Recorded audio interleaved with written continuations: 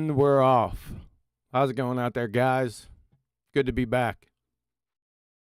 As usual, if you'd like to support this channel, there are PayPal and Patreon links in the info box below.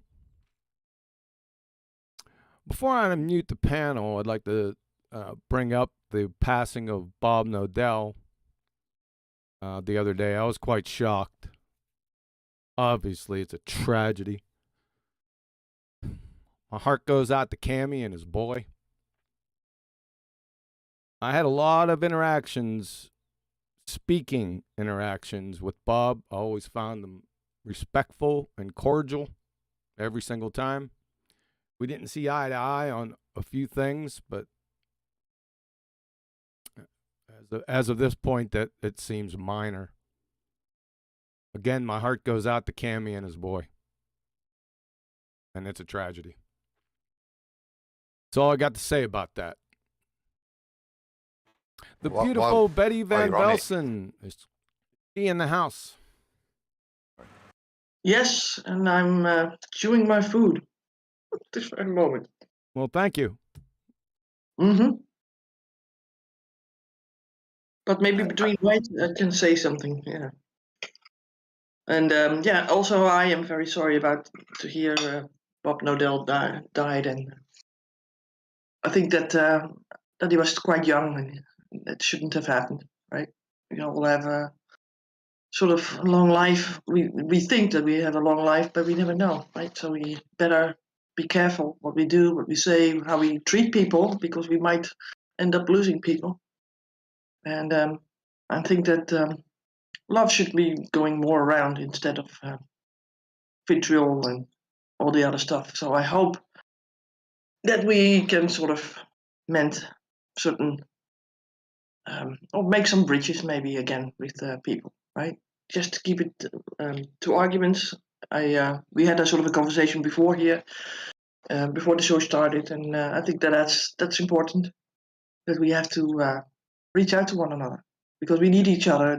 There's a storm coming that we have no idea of, I think, and we need each other. Well said.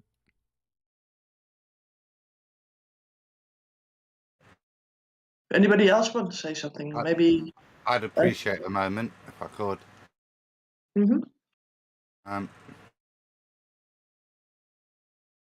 As you said, there's a little bit of discord going about, people wanting to put the Pennyworth in, and I knew Bob a long time. Some of my funniest and best and worst moments I shared with him, like when I got arrested at the Coliseum. You know, his Globebusters are rang. There's a reason why he's creating the desire to comment, whether it's good or bad, because there is a bit of both. That's fundamentally because of what he achieved in our community, and I want to pay respect to that and recognise that, because that's all that matters now. No more arguments ever to be had with Bob, just a recognition of his achievements. So I want to say thanks, Bob. You were a pioneer in this, and I love you for it. I wish you all the best, but I got to know Tammy as well. She was there with me in Iron Realm, and when I look at these times now, it's all that matters to me is the arguments disappear, the disagreements on how the nature of the world, not anything else, how our little, as Nathan described it, our little corner of YouTube, what we argued on, and remember that's what we disagreed on. Nothing else, really, you know, fundamentally. They were the things that might have meant as a little bit silly at times. We were arguing on the nuances of there's both being on the same side as recognising the lie. But I was there in that journey with Bob, and well with Cammy, and that's what I want to say, that I send out my love to you, and I think people listening do the same to you and your son Jaren. And that's what matters right now. You guys healing, and know that irrespective of history, all of the communities behind you. So love and prayers for you both, and I hope you heal soon. Bless. I'm done. Anybody else want to say something? I'll just say quick that for me, Bob Nodel in the early days of FE was like, I don't know what the word is, like instrumental or pivotal or something along those lines. He was a great, he was great to have early on in the early FE days. And he introduced me to a lot of people in the community because he would promote a lot of channels on his show, BALLBUSTERS. And it was through BALLBUSTERS that I subscribed to a lot of people in the community. And, you know, he just put it out there, and I thank him for that. And he also introduced me to somebody else that was very important for my Christian walk. He introduced me to Mike Helmick. And Mike Helmick, his videos were on the Globebusters a few times. And the Lord, through Globebusters, right, and what Nodel did, was able to lead me to Mike. And as a result, through Mike, lead me closer to the Lord. So I had a chance to thank him at least twice. I was able to actually thank Bob personally. I think it was in Discord one time at voice chat, and there may have been another time in text chat on a YouTube channel that I thanked him again for what he did. And yeah, for Cammy and her son. Yeah, that as Adam said, that they may recover, and yeah, I'll leave it at that. Okay, good. So what else do we have on a sort of more positive note, John? Is that everyone that wanted to say something? I think so. Otherwise, we had a pause, so.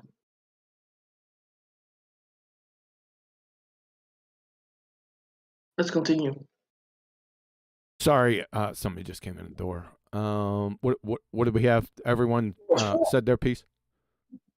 Yep.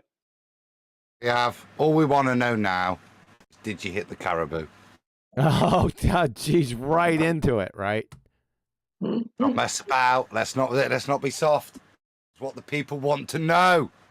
He wants to do a 1.5 show, and the caribou is at the end. No. He asked me a question. I'm going to answer him. Yes, I hit him 4 times. Eat that, caribou. Nice. Yeah, but that wasn't the mission. Not nice. The mission was to hit him in the 12 ring. No lines. Pinwheel it. I did not achieve that. And I only shot 4 arrows at him. So we might as well go into that real quick. I'll keep it. Yeah, I'll keep it concise. See, that sounds defeatist to me. It's not. It's not. I was blessed to even have a chance, even after, and you're going to hear the who, what, when, where, whys, and hows here in a second. But even after all of it, I felt blessed. I even said to myself, after I walked away, about 45 minutes later on the course, when something came up that was surprising, I walked away and I said, you know what? I was even blessed to shoot at it. So I was thankful just to have a crack at it. But, and this leads to not a lot of other things, but something else that'll come up, because I know everyone's interested in my archery endeavors. Hey, thanks, Godzilla. He states, I'd be worried if someone agreed with me 100% on everything. And I didn't agree with Bob 100% on everything, but he did fight for the right side. So rest in peace, Bob. Thanks, Godzilla. Yep. He won't be forgotten. There's no doubt about that. So back to the caribou. So I shot it on the 3rd day. The first day was a monsoon in the morning, so we bypassed it. 2nd day was the trip to the on the tiki boat out to the island, and my sister and my brother were with us, so we didn't get a chance. And it was really crowded that day, so we said, let's just wait to the third day. So we planned the third day. Me and a friend of mine from the fort here, we decided to go ahead and do it. Now, remember, I took 2 bows with me. I had the bow that I was shooting the courses with, the Sexy Bionic Bow Beast, and I brought a special bow just to shoot at that target because I couldn't shoot at the caribou because it was too long, and the distance on my sight wouldn't go out to 111 yards. I could only get 111 or 100 yards clearance before the arrow hit my scope. So I took my other bow. And 2 days before that, I got a new sight on it. It's a digital sight. It's absolutely outrageous. The scope isn't all that good, but I'm going to fix that later. But a digital sight, I sighted it in real quick. It's based on ballistics. So I shot the 20-yard. You have to shoot the 20-yard to get your baseline, and then put your arrow speed in. Well, I already knew that because I cronied the bow. So I put my arrow speed in, and I had a little test. I went back to 27 yards. That's more or less, I can go back a little further, but I just went to 27 yards because I had it marked. And I tested it out, and it was hitting. So I said, I ain't testing it at 100 yards. Yeah. But the ballistics computer inside the sight, I'm pretty confident. So I took both bows. So come the third day, we parked the vehicle close to the course that we were starting on. Luckily, I don't know how we managed to do that, but we did. So I left the Bionic Bow Beast back there and went up to what they called home base, where Tent City was and where the caribou shoot was. They had a lot of different shoots, but the caribou shoot was up there. And so I brought the other bow. And I sort of warmed up. They had the practice range right beside the caribou range. It was only like 25 feet away, from the edge of the shooting range to the caribou. And so I wanted to get just a few practice shots with the impulse, just to make sure everything was good. I was shooting a 20-yarder, and I was hitting low. And I said, what the heck? Is it just me? So I shot, 5 or 6 more arrows, and it wasn't me. The arrow wasn't hitting behind my pen. So I just chalked it up as being a fluke, and we had to get going. We had to shoot the caribou because our course time, they have a tee time or a knock time, was coming up for the last course, so we couldn't dilly-dally around. So we went over, and I had $60, and I said, you know what, just give me 4 arrows. Let's take a shot at her. And my buddy, I think he went 6 arrows. That's irrelevant, though. So got my first arrow, pulled her back. And remember, there's no magnification this time. I'm used to shooting with magnification. No magnification shooting at the caribou. And my pin was huge in that silly scope that I had. But besides that, so I draw back on the caribou, and there's few occasions in my archery endeavor here, the many times I've shot, that this rare occasion happened on this shot. A whole bunch of people around me, it didn't matter. So pulled back, come down on that caribou, and my pin didn't move. I mean, it was just dead. There was no pin float. I said this to myself, I've been here before. And caribou, this is your ass. So all I have to do is execute the shot sequence, and I'm golden. Right? So it's dead on it. You have the old guy over there looking at the spot. He's looking at the caribou through the spotting scope. He's got it right on the 12 ring. So I let her go. Perfect shot sequence. No issue. I'm saying to myself, that's it. It's done. I don't have a better shot in me. Right? It's not going to get any better than that. So I looked over at him. When I thought the arrow hit, you could hardly hear it. It was so far away. And he looked over me with a wry smile. He goes, your windage is perfect, but you're 2 feet below the target. I couldn't believe it. So things started adding up because it was hitting low at the 20, and it hit 2 feet low on the caribou. It hit him in the top of the back leg, and that leg was directly in line with the 12 ring, 2 feet above it. So I shot it 3 other times after I went down there. So disgusted, I didn't even take a picture of it because I was just disgusted with it, beside myself. So pulled those 2 arrows and then come back up, shot the other 2. I hit them right in the ass and right in the center of the guts. And so like I said, I was flustered at that point. It wasn't going to make any difference. I wasn't going to hit. In fact, I even pushed my sight up to 114 yards, something like that. Something ridiculous what I shouldn't have to do. So that's not the end of the story. So we go back to the truck. I put the impulse away, the other bow, and I pull out the sexy bionic bow beast because, like I said, that's the one I use to shoot the courses. So we got on a course. About the 5th target, my buddy misses the target, and it hits close to a rock. We go down there. I hit the target, pull the arrow. He pulled his arrow. And he looked at the tip and he goes, "This tip is trashed." That's all it took. Because guess what I failed to do? I'll tell you, it's not rhetorical. I failed to change out my arrow tip for that other bow. Yes, I did. I had them right in my backpack, too. I don't know. Senile, dementia. Who knows? I know, but every time I shoot that impulse, I change those failed points, but I didn't do it. So that 20 grains in the field point probably cost me. Now, I can't say that I would hit the 12 ring, but I'll tell you what, I'd have been damn close, if not dead in it. So at that point, when he said his field point's trashed, I sort of lost it. I had to take a little walk by myself, right, to get that out of me because I couldn't continue.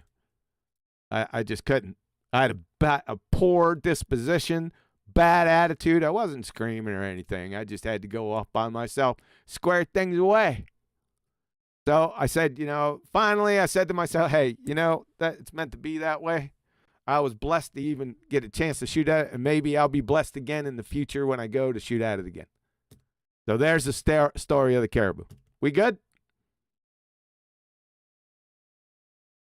I think so, yes. Tried to keep it concise. You effed up. I did. I did. It's a rookie mistake. You could say that.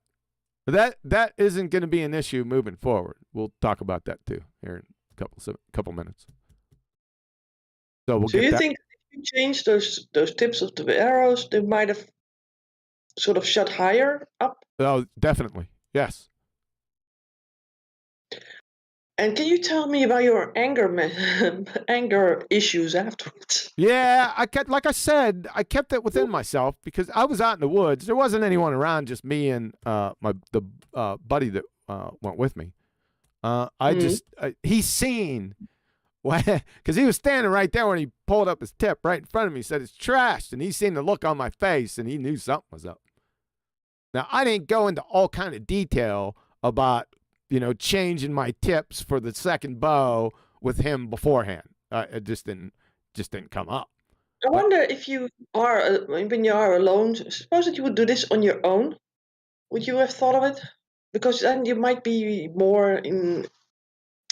It wasn't my buddy's fault, no, because it was. No, I'm not saying that it's his fault, but just being with other people makes you a little bit more careless, I suppose. A little distracted, Betty? Yeah, there was some distractions. There's no doubt about it because I had put undue pressure. By the time we got, I'm going to tell you, the night that we got there before TAC even started, I was through.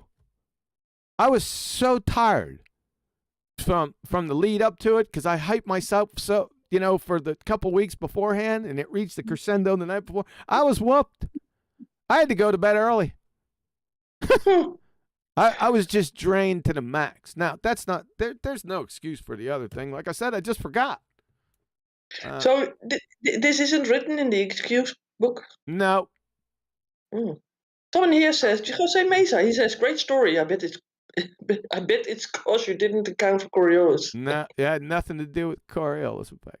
Oh, you could have told these people there. They wouldn't have known. Oh, that would have helped matters. try to explain to I don't want to call them all rednecks, but try to explain.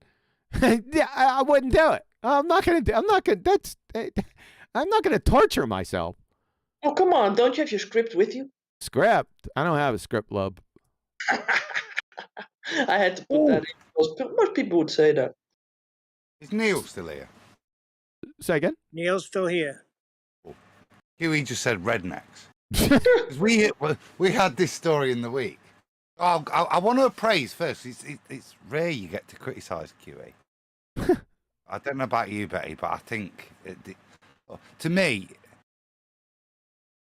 if you fail to prepare, you're preparing to fail. To sound like some corporate tosser, and it sounds like you weren't able to prepare. You changed your bow, and all the nuances that you talk about, you weren't familiar with them.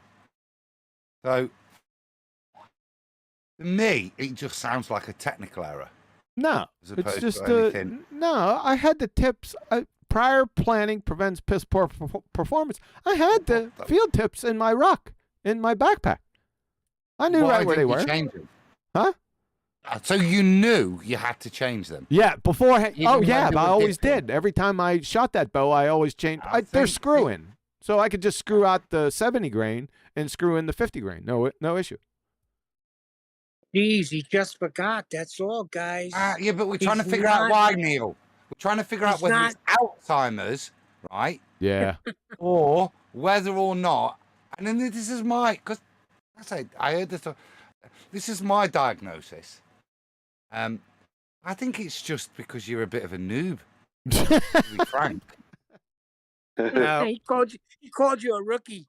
Nah. Yeah, because in I bet all those guys out there, some of the oldies that have been doing it for more than, should we say, more than 4 years. I bet that's one of the things they'd give you a clip round the ear for and say, "Oh, come on, dude, they're your basic checkup list." Yeah. Yeah. I There's bet not you too can many. add something to your basic checkup list after this weekend. There's not too many rookies out there. Usually these are all veterans. Boys already, like little kids. Second.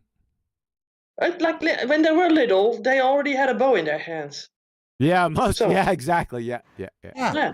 And I find it amazing that you, just starting with this, have so much accumulated all that knowledge already to at least know certain stuff, that an arrow has to be balanced with the bow to be able to shoot right. Yep. Yeah. So well, that's, for me, that's amazing. I think that you shot more arrows than most people in their lives, even if they started at 15 years old. That's the pair of us Can I now. say something? Go on, Yep. Mike. Go on. Thanks, Dad. Yeah, I just something very quick. That's one of those things that's one of those mistakes that all the other people who were doing it 20 years did 24 years ago, 25, 36 years ago. It's one of those things that'll happen again, and it'll happen a couple of times before you stop it happening, or it'll never happen again. But it can't not happen within doing archery. It's going to happen. It's not It's that one of those things. that particular situation is not going to happen again because I reduced my bow count to 1.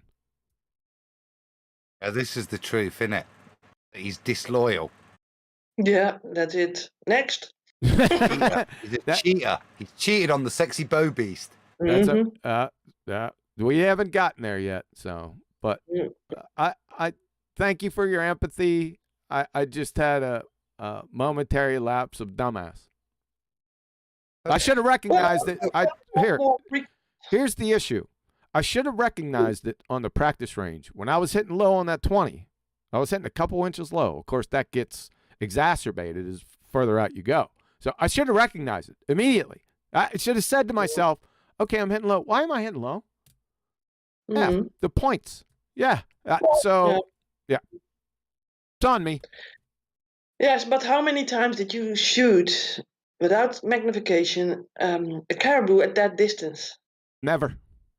Exactly. So you didn't even know where you shot because you can't even see it yourself, right? Oh, and by the way, I shot that caribou, not that specific caribou, but the same caribou target because they had it out on one of the courses the first day. The Leopold course from hell. That's a whole other story. The caribou was out there, but he was 75 yards up a 20-grade hill. I'm going to show you a picture of our arrows where they hit there here in a minute. Are you going to search for that?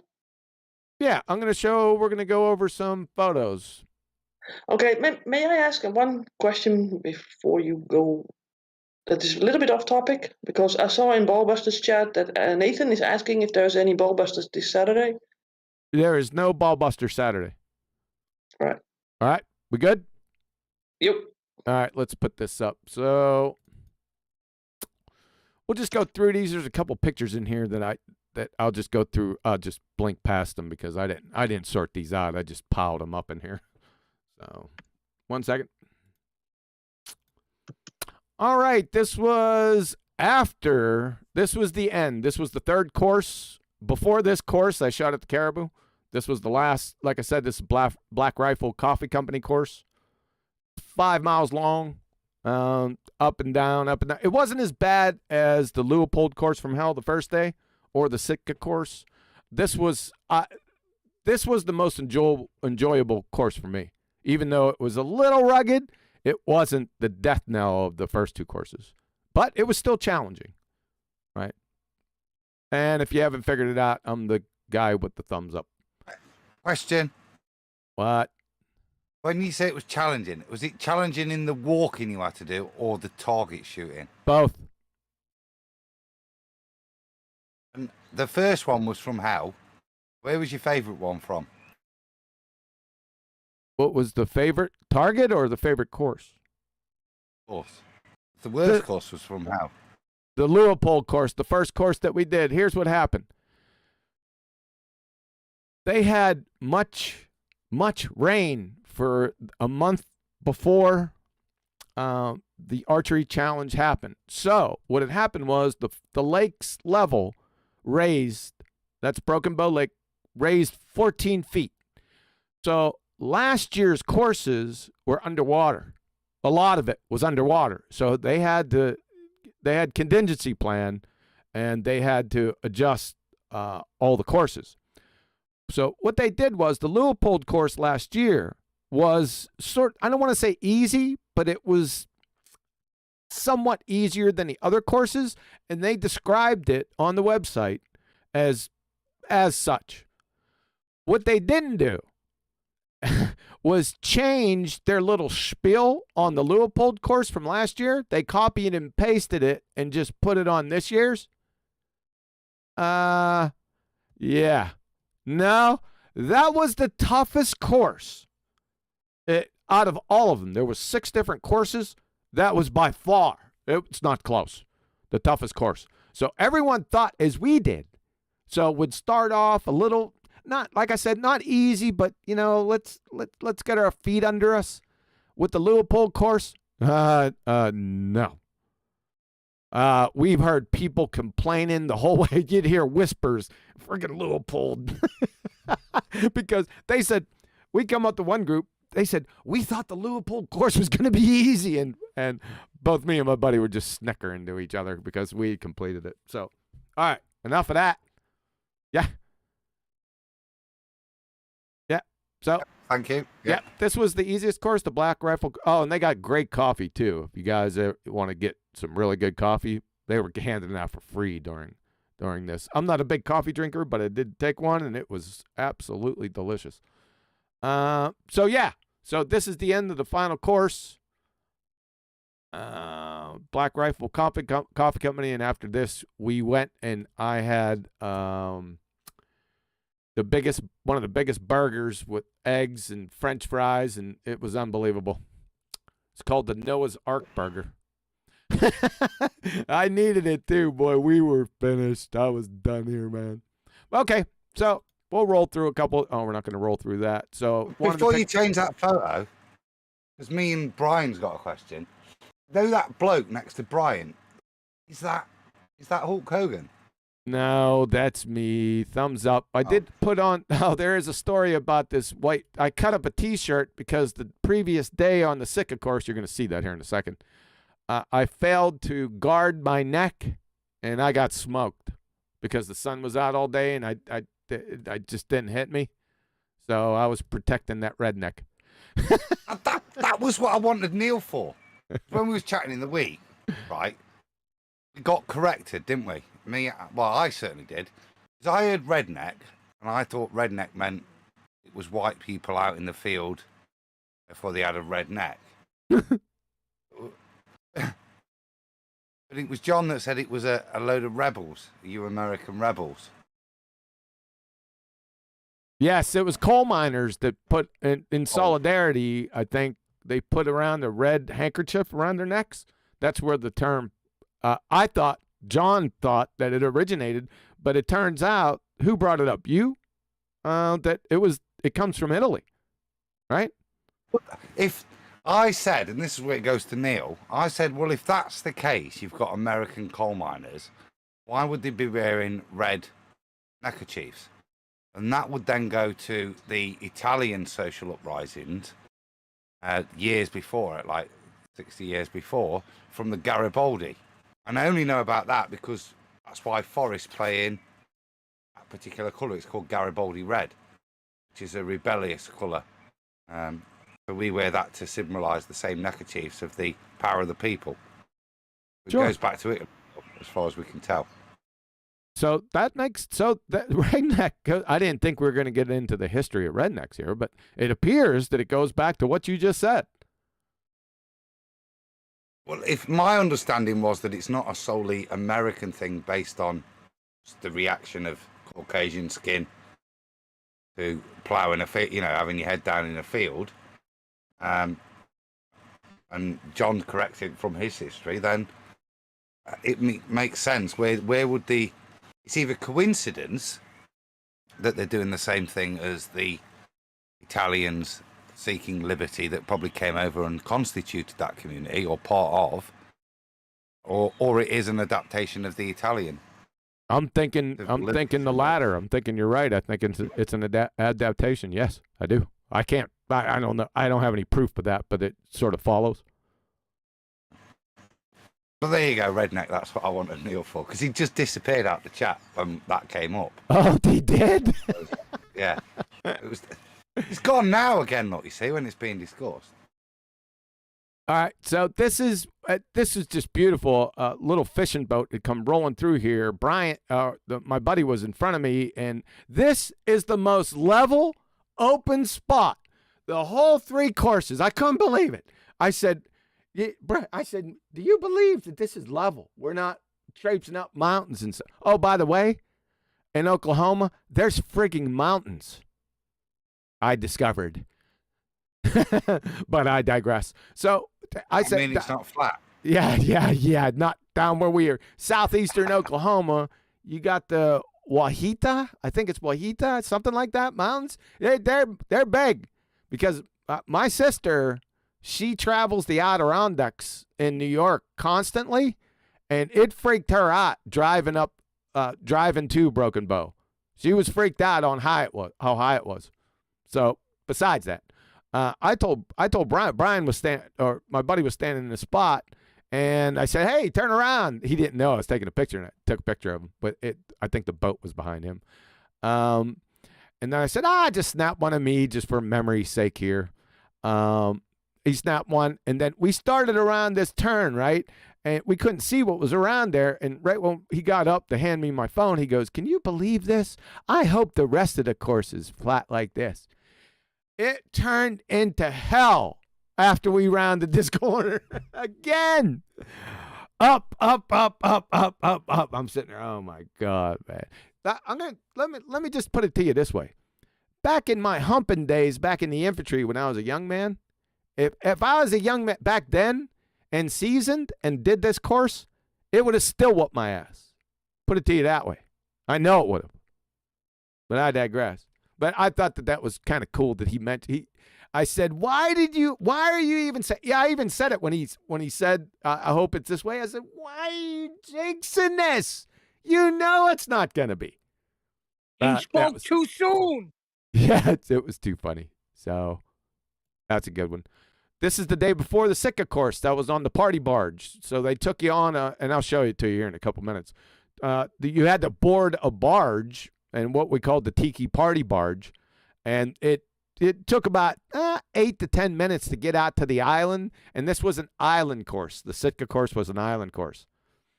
As it turns out, my buddy had a little mishap with his bow. Like at target, I think we were at 12, 13 out of 12. Each course was 25 targets. I think this course was a little over 5.5 miles, if I'm not mistaken. Pretty rugged. You had to be real careful. It had all these white rocks. They're quartz, and they were under the leaves. They were ankle busters. So I have weak ankles to begin with. That's a long story, but thankfully I only tweaked my one ankle once, but it didn't affect anything. So that was a blessing. So I had to skip 5 targets on this course so we could get back early enough, jump on the tiki barge, get back to home base. There was plenty of people there, plenty of vendors that we could fix my buddy's rest. And that's exactly what we did. Because I wasn't going to haul him around and say, here, just watch me shoot these targets. No, this was the second day. We had more fish to fry. So, and I wanted to get his bow back up to speed. So 5 targets I figured I could sacrifice to save a little bit of time. So that was the story of this course. Now, the biggest thing was up and down shots and your bubble.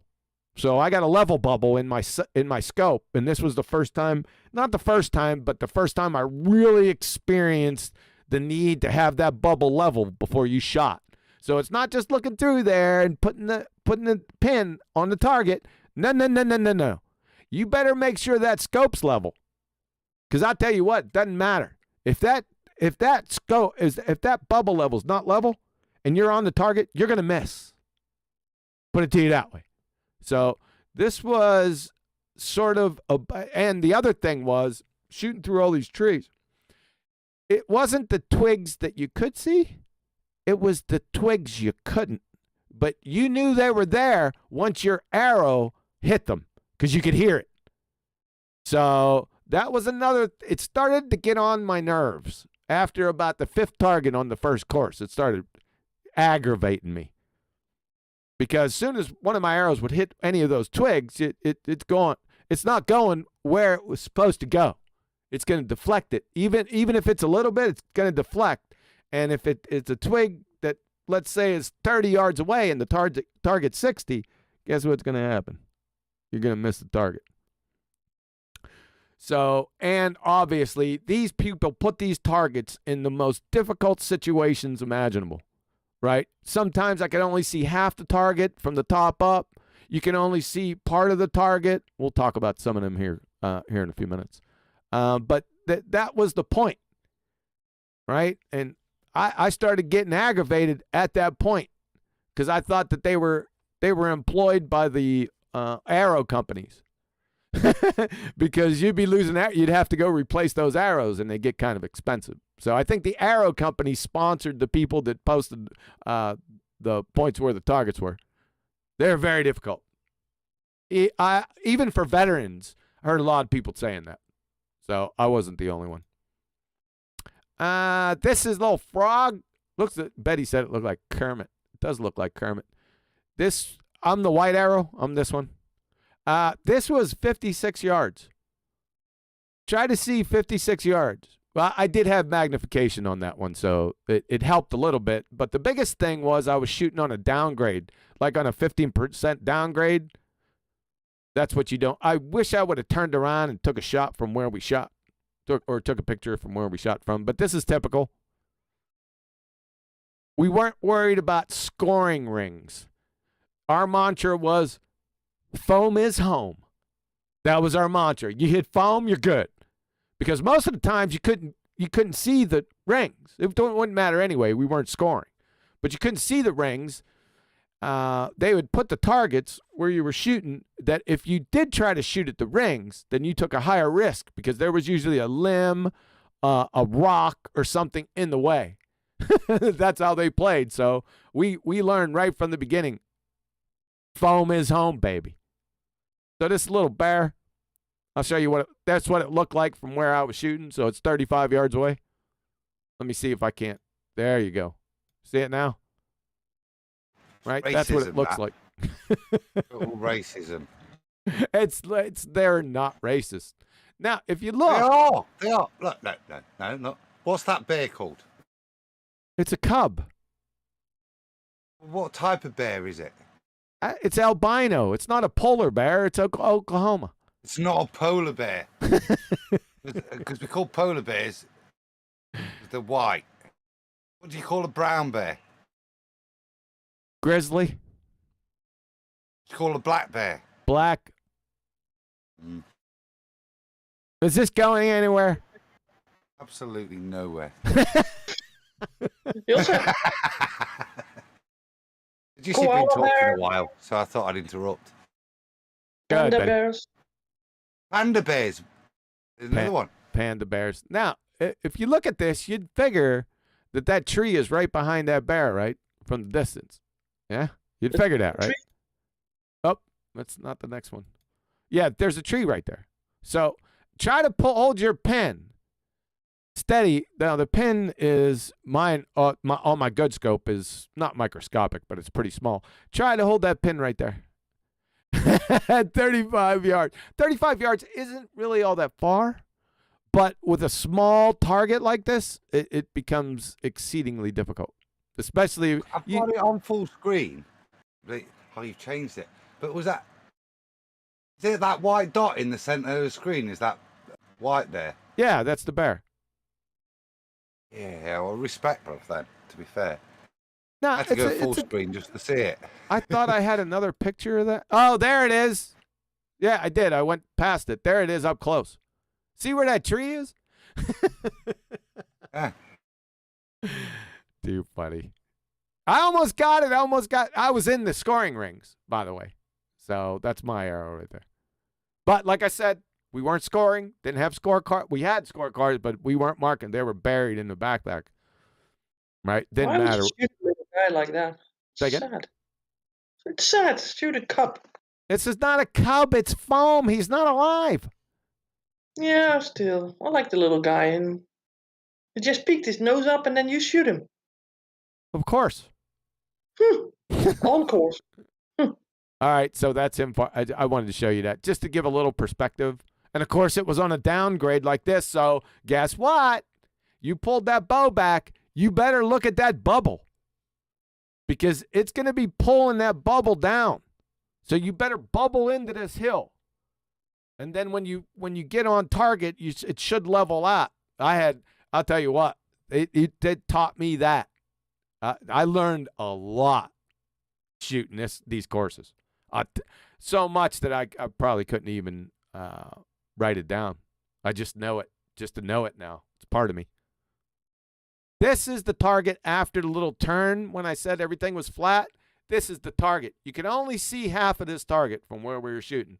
And it's about 23-degree up angle. My buddy, he shot underneath it, and he's just looking at it, making sure the tip of the arrow is squared away. Right? I seen the leaves jump up right underneath. So this was a difficult one. Good target, though.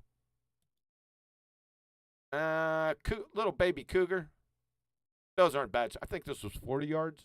This at 40 yards is tiny, folks. Tiny. And another one. Betty said his hooves were broke. It doesn't matter. They're just putting these guys out here. Right? So that's not a too bad a shot right there either. You know what? For the most part, I only lost out of a total of 75 targets. Well, I didn't shoot 5 on the Sitka. So on a total of 70 targets, I lost 4 arrows. Which was amazing to me.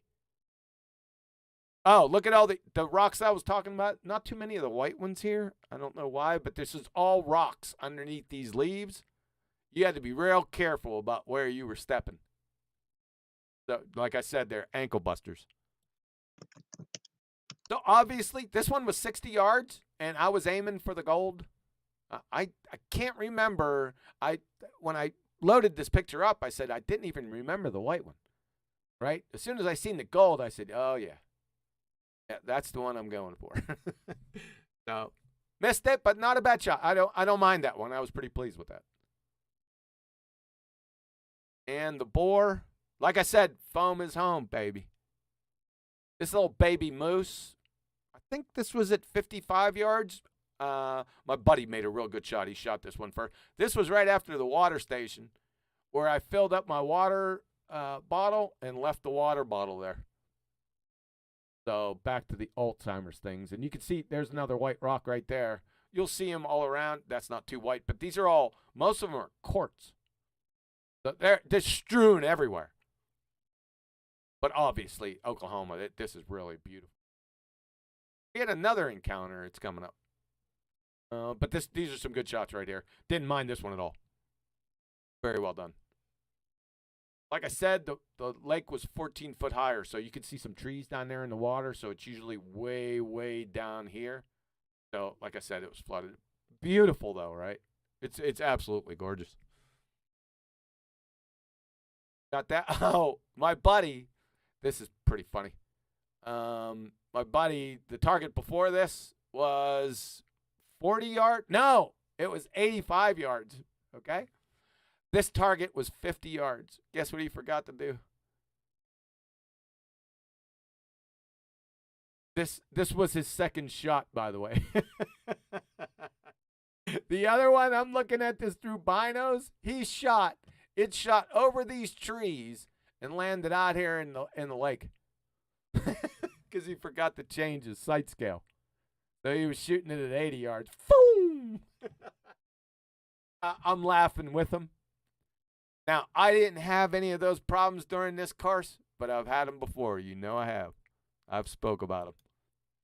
Not a bad shot. Like I said, I think this was, foam is home, baby. Another one, foam is home. These are all uphill and downhill shots. This is the tiki party barge that we drove out to the course on. Let me see if I have another better. That's us sitting in the back getting ready to go. You have a super chat, by the way, from Unitox Femu, and he says, you are using pseudo animals. Yes. Correct. They call them 3D targets, though, specifically. So this, I think I have this is a little better picture. I have a side picture. I don't know why I didn't put it in here. But you can see it has tiki stuff, and it's the tiki party barge. And the gentleman running it couldn't stop talking. And luckily for us, we were right back there with him. So that, like I said, right by the flag. It took 5 to 8 minutes to get out there, so it wasn't right here, right? It was pretty far out there. They have a number of different islands, so that was an experience. And Total Archery Challenge. This was down at home base where all the I called it Tent City because all the tents were down here. All the vendors and stuff were really nice. They were giving free stuff away constantly. It wasn't, like, let's take advantage of these people. Because a lot of people, one of the groups in front of us, we left them go in front because we were a little bit slow. I said, go ahead and play through. We came up to him. We heard this strange noise. And we thought that his arrow hit a tree. Nope, his bow blew up. Forgot to put an arrow in. And we got up there, and all I seen is bent cams and string everywhere. So I knew exactly what that meant because I experienced that before. So felt bad for him, but it happens. They just didn't catch. Usually you watch the person that's shooting. You keep an eye on them, right? So you can warn them. Like I said, you get distracted, and you forget to put an arrow in the bow. Look out. So that's what happened to him. I felt pretty bad for him. All right. The caribou. It's not the truck caribou, but the caribou on the course. So this was 75 yards. The other two people that were with us, the other girl, she hit right here. The other guy totally missed it. 75 yards, 23-degree up angle. You'll see here in a second. I took a picture from back. Bryant shot first. He put it right here. Nice elevation, hey? There's mine. Not bad. Real close to that 12 ring, by the way. Like I said, on the caribou, the 111 shot, I hit right there. See where my pointer is? I didn't take a photo of it. I was too pissed off. But I yanked it. It was right here. So about 2 feet below. So let's see. So this is them walking up to it. We incorporated 2 other people into our group. A girl, she could shoot her ass off, by the way, and another gentleman. They were standing there and they were by themselves. So we just said, why don't you just join us? Because that's how it was, man. Everyone was really cool, and it was good getting to know these guys. He had a longbow, which I've seen a couple times, but never seen anyone try to shoot targets at distances that he tried to do. He did a good job. He hit a few of them, but he missed a lot. And that's no big deal with a longbow, especially trying to reach out and touch this. Let me see if I can get, no, I can't even get close. So 75 yards, about a 20, I think it was 23-degree up angle. It was a challenge. I enjoyed that one. The next target was a beast. Can't remember. I don't think I took a picture of that one. I was the only one to hit this. Betty said it looked, I thought it was a skunk, but it could be a badger. Sort of has a badger head and skunk colors, but I got pretty close on this one. Not bad. This is real tiny, by the way. I think it wasn't that far away, though. I think 30 yards. At 30 yards, it's far away. The guys that were with us, I think William and Cheryl, if I'm not mistaken. Guys, if you see these photos and I got your names wrong, I'm sorry. I'm horrible with names. But this girl, she's a shooter. She can shoot. Just plain and simple. And I was walking up the hill and I turned around and I seen these guys back there. I said, wait a second, let me take a picture. Oh, crap, forgot about this. Okay, so the target before that little picture right there, we come up to another target, and somebody looked over, one of the people in our group looked over and said, hey, there's a snake over there. A real one. And somebody said it's a water moccasin, right? I'm sorry for the picture here. What I did was I tried to zoom in, and my camera on my phone doesn't take good pictures zooming in. I should have just left it alone and just took the shot. But the snake is right here. But that's not the funny part. The girl that was with us said, anyone that can hit that snake, I'll give $100. And I said, you know what? I hate snakes, but number one, I'm not losing an arrow because even if I hit it, I'm not going over there to get it. And number two, I didn't want to kill it. Right? Even though it was a water moccasin, yeah, I get it. People hate snakes. But the group behind us caught up to us, and they seen us looking over here, and they go, what's up? And we go, there's a snake over there. They're where? So I oriented them where the snake was. I said, looks like a water moccasin from here. He's pretty big, about 4 or 5 foot long, right? Kind of big for a water moccasin. I've seen them smaller than that, but I haven't been to Oklahoma. Could be a nuclear water moccasin. Besides that, as soon as I said that, as soon as he seen it, he goes, I hate snakes. Pulled out a redneck arrow and put one, just impaled him into the ground right here. So I don't know if you could see it, but his head is up here and he's winding because it hurts. But he impaled him on the ground. We didn't walk over. We went to the next target. So what had happened was, I think somebody asked him in my group if he pulled that arrow, and I think his answer was hell no. So either the snake died or I don't know what had happened. I thought I'd share that with you. This target, you can only see from our vantage point. You couldn't see the front half. I couldn't see his leg forward, this fox. And from his rear leg back, I couldn't see it. All you could see is this little piece right here. There was 2 trees back a little bit, and this log, right? So you couldn't see his legs. Just a little brown spot right here at 45 yards away. And on a down angle, I was, or a side angle. And I was like, I remember pulling back, looking at this target. I said, you got to be kidding me. This is an arrow sacrifice if I ever seen one. But I managed to almost 12 ring that sucker. So I'm going to have to say that this was one of my, other than that frog, this was one of the best shots I had. All the courses. That's how difficult this was for me. I can't speak to anyone else. There was a turkey out there on this course that was the turkey from hell. Because this is the Louisville course. I forgot to tell you that. This one's from the Leopold. The Leopold Course from Hell. Another Leopold.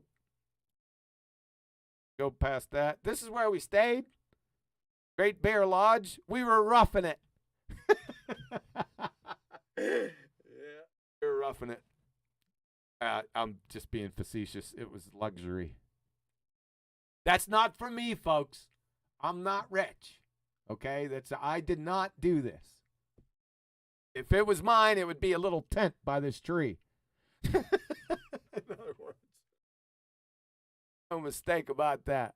But it was gorgeous. Love staying here. Huge pool table up here.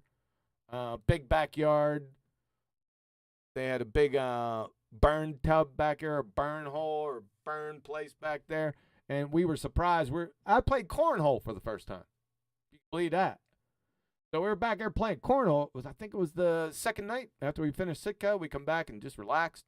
And it was getting around evening time, and we turned the lights on playing cornhole. And I heard in the woods behind us, there's wood line back here and another house or another log cabin, which were all luxurious. You wouldn't believe these cabins. We estimated 5 to 10 million for each. And I think we might be lowballing. And they're hundreds, high hundreds. They're everywhere along these trails, but I digress. So I'm sitting out back there. I hear something in the woods. I turn around, and I see 6 deer walking through the wood line. And then a second later, right down by that other house, a deer feeder. They had a raised deer feeder, and it turned on, light turned on, and it started spitting out deer feed. So these guys know what time that thing is going to spit out that deer feed. And they're not scared because there's no hunting in here. So they know they're protected. So it was dinner time, and they knew exactly what time that thing goes off. Wanted to share it. I forgot about that. That's what reminded me of it. It's the last. No. The shooting. This was the first day. This was the monsoon. You can't see it, but right after this, it just rained cats and dogs, man. We were soaking wet. But there was a blessing. By the time we got to the Leopold Course from Hell, the rain had stopped. So it didn't rain on us the whole time from that point forward. So it was a blessing. I took this drenching like a man, and I got underneath the tent. I had a $5 Walmart poncho that kept me dry while it got me, but I tried to get underneath the tent over here, but I still had to register, so I got soaked. And, of course, I picked the wrong line. If you want to go in the slowest line, just get behind me, because if I pick a line, it's going to be the slowest. I wanted to share that with you. Those lines, they're not pick up new camo jack. See, I'm confused now. If I was out in the woods, shooting with a load of rednecks, what I wouldn't be wearing is camo. I'd be wearing a fluorescent jacket. Yeah, you would be wearing fluorescent orange. I got you, but you don't have to be concerned about that because they have the courses set up. Yeah, you say that. No, they there's do. an accident, John. No, they don't. The only way that there's going to be an accident is if you stray off the course. That's what I was going to say. Oh, Yeah. shit, I shot my arrow over there. I'm just going to go and pick it up. And then, because you're wearing camo... Yeah, but usually, with thinking back on it now, those courses, a lot, especially the Sitka course, you could see through the trees, and because the leaves were dry, not after this rain, but after a day of getting sunburnt, you could hear things for quite a good distance. If you're ever out in the woods, you're in a wood line, and there's a lot of leaves and stuff, you can hear further than you can see. Follow? Fun safety question then. Yeah. So after all those shots, you go down to the target, don't you? Yes. Right. So is it like a water slide where there's a bloke at the top saying you can't shoot yet? No, You can't there's not. But or is it like playing a golf shot where you go over the hill? So when you've played your shot and then you've played your second shot, then you ring the bell to tell the people behind you they can shoot. All right. There was a warning to be careful. If you're by yourself, don't go looking for your arrows behind the target. All right? if you're with a group, you have somebody from the group stand in front of the target, and then you go search for your arrows, because there was a lot of people looking for arrows. There's no doubt about it. But I seen all of them, and if I was unsure that they left, I just hollered, clear! And if I didn't get anything back, then that was the clear signal. Got it? You make a good point, though. Nathan makes a good point. He's asking, who are the people in the picture we're talking about? He can't see any of them. Everybody's camouflaged. Oh, God. All right, so I got a ton of pictures. I just wanted to give you a brief snippet of just part of the experience. And then the second part of the experience is with the new bow. That's it. Her name's Eleanor. Gone in 350 feet per second. So, I turned the mic sideways. Yeah, so that's the new bow. Her name's Eleanor. It's the Elite Omnia. Probably the fastest production bow to date. She's a sweetheart, man. So I turned in the Sexy Bionic Bow Beast. I traded her in and the Impulse, both bows. I wanted to go down to one bow, and I've been eyeing this bow ever since the RX-7 Ultra debacle. It just wasn't fast enough. This one had always caught my eye because of the technology. This is the most technology sophisticated bow ever built. Technological sophisticated. Go ahead. So is the Eleanor the name off the shelf, or is that a posthumous? I gave her that name. Respect. Yeah. Well, that's lovely then, isn't it? Wow, Eleanor. Yeah. Now, this scope is trash, but this sight is gold. It's a digital sight. Like I said, it has a ballistic computer in it. It doesn't help you with your shot, but it's very precise. But this scope is trash. The thing rattles. I'm waiting for a universal bracket so I can put my scope, my hardcore scope, on this, and I'll be able to do that in 4 weeks. So I have to wait 4 weeks. And new strings, 4 weeks. So this isn't anywhere near complete. I just wanted to give you an eye shot of it. You know what that needs strapping on the side? What? A gyroscope. It's almost got a gyroscope at the level. Telling you, but imagine a decent one. You know what I mean? Just helping you, I'll just hold it there. No, it can't help you hold it there. Just crank that bad boy up with a bit of, and it gives you enough. Yeah, that's what you want.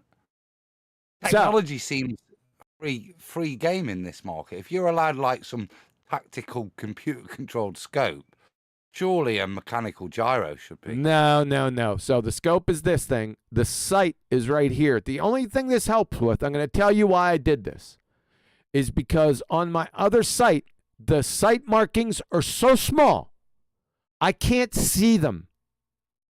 I was getting frustrated on the courses with my face up to the other sight, trying to find out what range I'm on because my eyes aren't what they used to be. Guess what happens with this? I should have turned this on. If I turn this on, you can see the range from back where, probably further back. So it's high speed. A lot of other things it does. All I have to do with this, I don't have to play the old sight tape game in the sighting in the 20, 30, 40, 50, 60, 70 yard. I don't have to do that anymore. I just sight in the 20 yarder. I have this thing off. Just turn it off. I use a separate elevation knob. I sight it in for 20 yards. Get that sight. I shoot about 50 arrows. I make sure I'm right on that 20 yard. And then all I do is shoot an arrow through a chronograph to get the arrow speed. And it fills in from 20 yards all the way. I could shoot 130 yards with this bow. It puts scale in it. How does it compensate for refraction? Oh, brother. Trying to bring it back. You don't know. Try my best. Doesn't have anything to do with refraction. Just like refraction has nothing to do with the genre that we're in, it doesn't have anything to do with that either. That's reasonable. So there she is. There's Eleanor. More to follow because I'm upgrading. I'm upgrading every little thing. That looks pink again. Yeah. This is another thing. This bow This bow does not look like that. It's a shapeshifter. I'm telling you, it does not look like this. It's just the way it photographs. I think the best picture is that one. That's the closest to the way it looks. And the finish on this thing is absolutely beautiful, man. This is the best finished bow I've ever seen. And if you feel it, you're like, oh, what the hell did they do here? Yeah. Even people talk smack about it. Leaks. Say again? It still looks pink in that second picture. It's what not colour pink, is it? you numpty. I don't know. It looks more browny there. That's There's 'cause it's green, wood. gold, black, white. Green, gold, black, white, and brown. There's 2 requests then. I want a picture of this, and I don't think have we still not seen a QE arrow? Wasn't aware. Really? I've not seen it. You've seen them in targets. Yeah, but not enough to see the beauty of the QE-ness in the arrow. I've not been able to make that detail out. Oh, you want my icon? Okay, yeah, I could do that. Yeah, I got the avatar on my arrow wraps, the quantum eraser. I want to see the arrow close up. Okay, I can do that. Yeah. I'll do that today because I'm fixing to head out here, and I'm going to have to leave in 10 minutes, just to let you know. All right, so that's all I got. So I tried to be concise with it, but I gave you 4 whole days in just a few minutes. Thanks for the numbers, by the way. Glad to see everyone's watching the show. They were. Is there any chance that you are going to get yourself a bow shooting channel? No. Oh, I thought Adam might be making a nice intro with bow shooting people and stuff. No. I could do that. So there you Okay, go. yeah. I just wanted to give you guys a little peek inside QE, right? So you got a little peek. We don't need to go over that again. Yeah, you doxed yourself big time, didn't you? Say again? You doxed yourself big time How? by showing pics. That's not doxing. Wow. You've done that, Betty, haven't you? On some of these. Yeah, No. Betty did it. Yeah, but Betty did hers naked. What? No, I'm just kidding. If they get out public, it'll decrease their value. So don't. I've already doxed. I doxed myself immediately when I put my. I was silly in the beginning. I was unaware of YouTube. I put my name. Right. As soon as I did that, I screwed myself. So ever since they already know who, what, where, when, how, and why. I think that's important. There's lots of nameless faces out there, titles that you don't know who they are. In this arena, I think it adds a level of credibility if you stand up and just say who I am. I've never ever hidden it. You know what I mean? I haven't sort of hidden. I don't want to say that. I was just reticent to. But at this point, it's moot. There are years ago, 4 years ago, they were already in my wife's Facebook pulling pictures of me off it. So, Betty, you've seen pictures of me before in the Baltards forums, right? Yes, but they took those off Facebook illegally. Yes. So they already know my name, where I'm from. All you gotta do is type my name in. I mean, usually it's if you put your face up there, they snatch it and make you into everything that they can think of. That's okay. Also, with the fake, they can make you. Well, I have no idea what QE looks like. He's an imagination image in my head. Still? Get a life. Okay.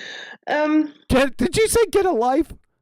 No, I said greater than life. Oh, I thought you said get her life. That also would have been a good answer, but no, I didn't say that. Well, I know that they took these pictures of you, and I when I see people post pictures of themselves, they tend to end up in a deep fake somewhere or some stupid I don't know, meme or something.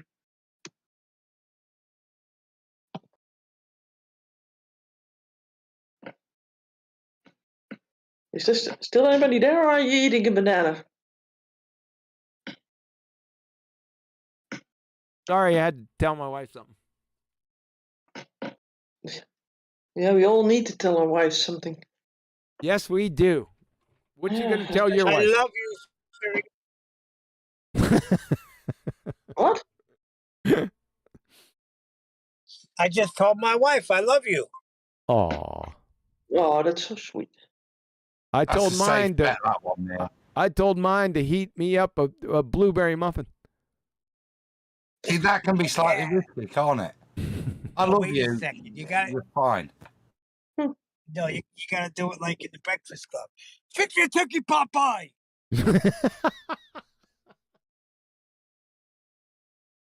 But you guys are I out of Said, control. Shut up. You know what? Before that, What time we I got? didn't want to curse. All right. We're doing okay. So, all right. So, no Ballbusters this Saturday. The next Okay. Ballbusters. Hold on. Oh, the justification. Justification. shootings Because everywhere. there's no Ballbusters this Saturday. The next Ballbusters is going to be the 100th episode. So, I want all the Ballbusters to get together and figure out what we're going to do. I know what we should do. What? Have Ballbusters Pink. Saturday? Pink writing. The pink writing, that's not a Ballbusters thing. That is the most powerful tool. It was brought up this week. Betty thinks Like, I'm. slurred out of my subconscious straight away. Betty categorizes that as kidnappers writing. It was brought up today, Adam, as well. Is it today? Yeah. Correct. This is why I'm worrying about why John forgets certain things, because I'm of that same ilk. That was today, was it? Yeah, but I've been smelling it for the past. Ilk or elk? Ilk, not elk, not like big moose type. Good news. Yeah, it's starting to Reach get it. That would be more on topic, and I think. Yeah. Well, it would have been, yeah. Yeah, okay. So thank you for allowing me to get all that out. We don't need to go over that again, but I thought it was appropriate since there was a big build up to it that you guys needed a little bit of something. We're talking about the caribou hunting, or The caribou and just the trip in general, yes. I enjoyed it. Say again? Had to be out there. I'm just gutted, really. I'm just gutted. If I'm being honest, I'm gutted for you. I'm not angry at you, John. Not genuinely. But why didn't you check your tip? Basic gentleman's etiquette. Check your the tip. what? Your tip. Why didn't I told you. It was just one of the it was just That's what I'm saying. I'm gutted. I didn't say I was angry at you. I said I'm gutted for you. Oh no, I'm not. Like I said I left it go because I was blessed to even try to shoot at it. It's a mental error. It's definitely not going to be the last. Oh, mental. This is what that's why I started out to try and critique it or have a go. Actually, it's not. It's a technical error, which I think is just newness to the sport. Dude, the whole trip, not the whole trip, but large pieces of it, I would just misplace things. My wallet one time, I misplaced that. Of course, that's not in your familiar surroundings, so you can probably give me a pass for that. But still, it was a number of things that I forgot. What? 27 hours I lost my wallet for at the 2019 Flat Earth Amsterdam conference. I knew I'd lost it. Yeah, I know there was mitigation in there, but I lost it for a good few hours. I finally found it in the camper van, where I'd left it the first night I got there. Probably after you were treated by other people for dinner sandwiches. There was medication involved, Betty. There was wine. There Didn't was you? all sorts of things. Good on you, Adam. Days. They have a name for that. What's that? What's that? Being cheap. Cheap.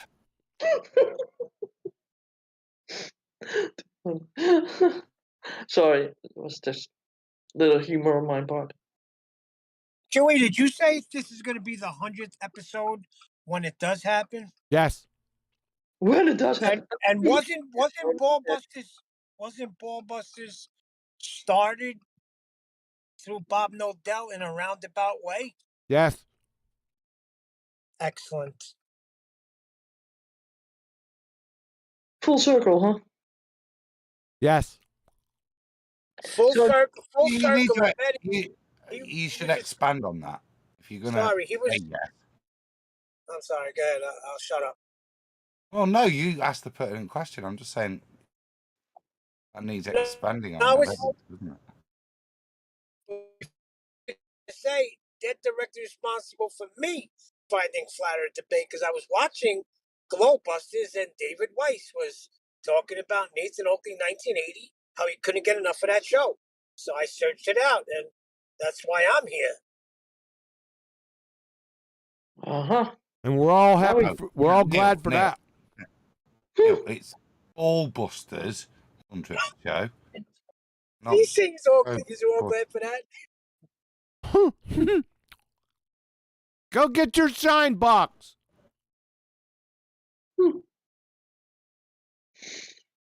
That's a reference to one movie, huh? Yes. Maybe you should elaborate on that. Not everybody will know that. Yeah, it's Good Feathers. Did you ever see the mock on that with the cartoon called Good Feathers? It's a bunch of pigeons doing the scene from Goodfellas. It's hysterical. I'm really lost now, Neil. Help me. Who's having 100 shows this week? Glowbusters or Ballbusters? Ballbusters. Ballbusters, yes. What's Bob Nodel got to do with it? Ballbusters was started because of Bob Nodel. Thank you. Yes, Why? Nathan came on Why? Bob Nodel's show and was trying to explain to him that a certain thing was not an experiment. Bob didn't like it, led to words.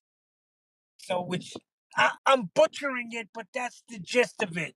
There was a falling out, and there was no Glowbusters, so they started Ballbusters. All right, guys. Ballbusters.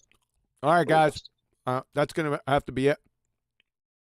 That's naughty. Mhm. Sorry about that. We're going to wrap it up. Those guys are on mute. Let me finish my muffin. I find it coarse and vulgar to conversate while eating.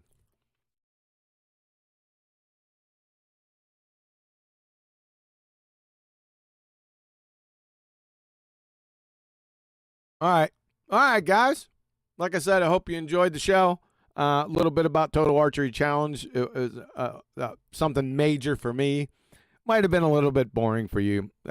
Thanks for entertaining me anyway. There won't be too much. It won't get in depth like that until the next Total Archery Challenge. I know not what to prepare for, but I'll be even more ready for the next one. I love archery, and I'm not going to apologize for that. There's something about it. It's just that mysterious flight of the arrow, right? It's so righteous, right? It's something so attractive. I can't put my finger on it, but it's got me. Like I said, no Ballbusters this Saturday, but be ready, be flexible. Let me get some ideas on what to do for the 100th episode. We have to do something special since it's 100. Or do you want me to make it 101 and just pick an arbitrary number? What about 103? Right? It really, yeah. But the 100th episode, I'm figuring that we have to do something. I'll get with the guys and we'll come up with something and we'll roll from there. So thanks. See you on the flip side. And remember, I'll be back.